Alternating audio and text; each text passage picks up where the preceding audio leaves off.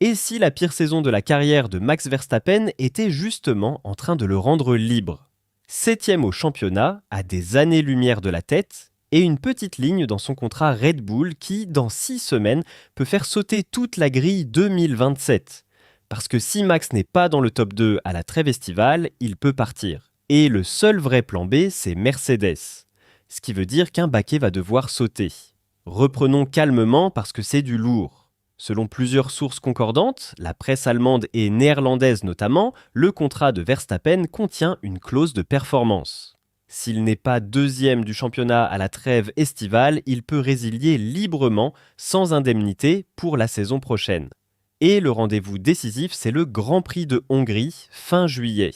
Petite réserve honnête, Helmut Marko, lui, dément ces clauses précises.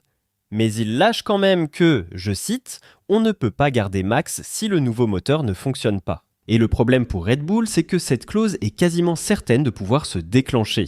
Parce que la saison de Max est un calvaire. 7e, 55 points, à plus de 100 longueurs d'Antonelli, et la deuxième place qu'exige sa clause paraît déjà hors d'atteinte. Revenir dans le top 2 d'ici la Hongrie, tout le monde le juge quasi impossible. Donc cet été, la porte de sortie sera grande ouverte. Ça, c'est presque acté. Et si ce genre de décryptage du marché des transferts vous plaît, quand on remonte le fil des contrats et des clauses, pensez au like et à l'abonnement, ça aide vraiment la chaîne. Mais attention à un piège, parce que pouvoir partir, ce n'est pas la même chose que partir. La fenêtre de décision pour Max va en réalité jusqu'à l'automne.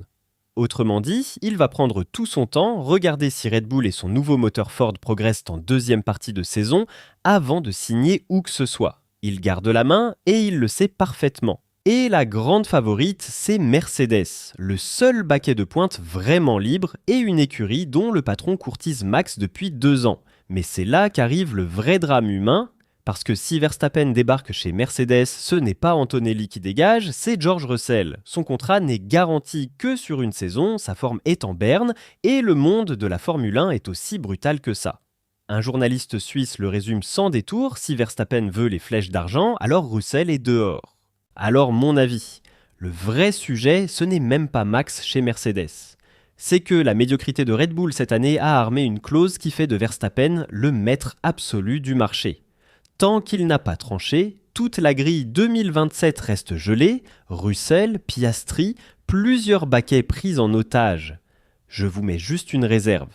Wolff souffle le chaud et le froid, il jure être engagé à fond avec ses pilotes du moment. C'est peut-être autant une posture de négociation qu'une vraie histoire. Et rien ne garantit que ce sera Mercedes, certains voient même Max filer ailleurs. Et pour vous, est-ce que Max va activer sa clause pour filer chez Mercedes l'an prochain ou est-ce que Red Bull va réussir à le garder?